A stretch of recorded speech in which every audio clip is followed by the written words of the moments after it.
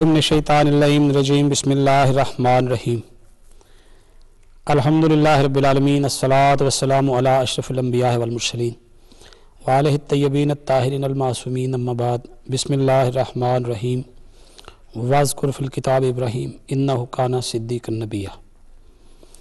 حاضرین باتمکین، آج محرم الحرام کی 6 تاریخ ہے۔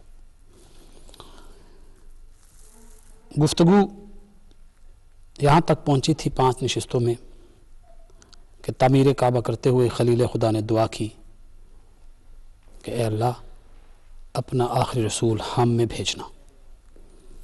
اللہ تعالیٰ نے حضرت خلیل کی دعا کو شرف قبولیت عطا کیا، اور وہ وقت تاریخ نے دیکھا جب حضرت آمنہ صلوات اللہ علیہ سلام اللہ علیہ کی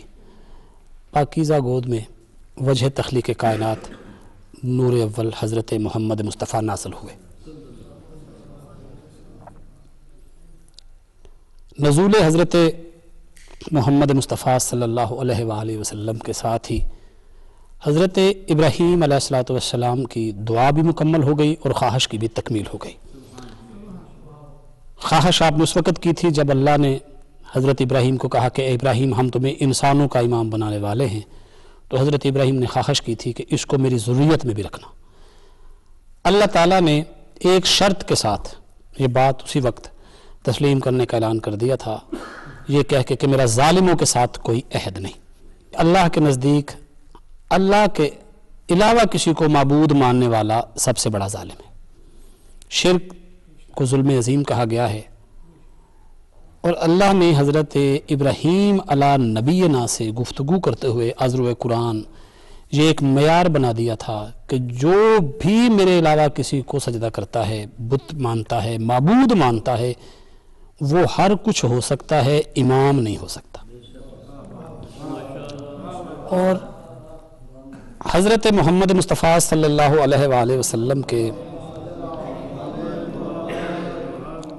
نسل اسماعیل علیہ السلام میں آتے ہی وہ دعا بھی پوری ہو گئی۔ کیوں کہ یہ آخری رسول ہے اور اسی کی ذریت میں اللہ نے امامت کو رکھا ہے۔ سرزمین مکہ پہ حضرت مصطفیٰ صلی اللہ علیہ وآلہ وسلم نے یوں چلنا شروع کیا کہ وہ عربی جو صرف اپنی بیٹیوں کو اس لیے قتل کر دیا کرتے تھے کہ کوئی داماد نہ ہو، اب اس لیے انہوں نے بیٹیوں کو پالنا شروع کر دیا کہ عبداللہ کا یتیم ہمارا داماد بن جائے۔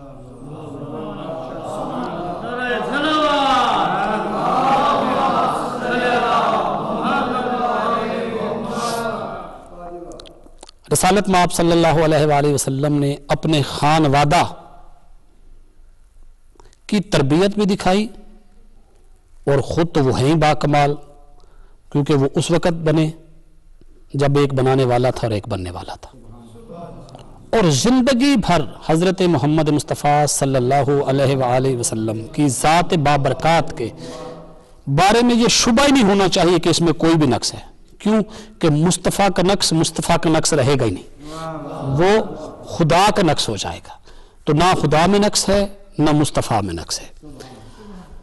سرکار کا جو خانوادہ ہے اس کو اللہ تعالیٰ نے یوں معزز کر دیا کہ جب حکم دیا کہ میرے دین کی تبلیغ کرو، تو یہ تاریخ گواہ ہے کہ کعبہ کے اندر اس وقت تک بت قابض تھے، تو اللہ تعالیٰ نے کمال طریقے کے ساتھ عظمت خانوادہ مصطفیٰ واضح کر دی کہ یہ جو اولاد ابراہیم ہے یہ کتنی معزز ہے۔ کہا میرا ابھی پہلا جلسہ کرنا ہے نا، تو وہ ابو طالب کی حویلی میں کر لو، کیونکہ پہلی دعوت جو تھی وہ حضرت ابو طالب کے صحن میں ہوئی۔ تو یوں ایک طرف تو دعائے خلیل کی تکمیل ہو رہی ہے، اور دوسری طرف جو موجود بزرگ تھے سرکار رسالت مآب کے، ان کی عظمت واضح کی جا رہی ہے۔ حضرت عبد المطلب علیہ السلام کے حوالے سے تاریخ میں ایک واقعہ ملتا ہے جو اس خاندان کے مواحد ہونے پہ بہت بڑی دلیل ہے کہ جب ابرہہ آیا اور اس نے پوری جاہ و جلال کے ساتھ حملہ آور ہوا، تو حضرت گئے جو واقعہ میں آپ کو سنانا چاہتا ہوں تاریخ کے سینے میں ہے کہ اس نے یوں کہا کہ چونکہ یہ سردار بطحا ہے، یہ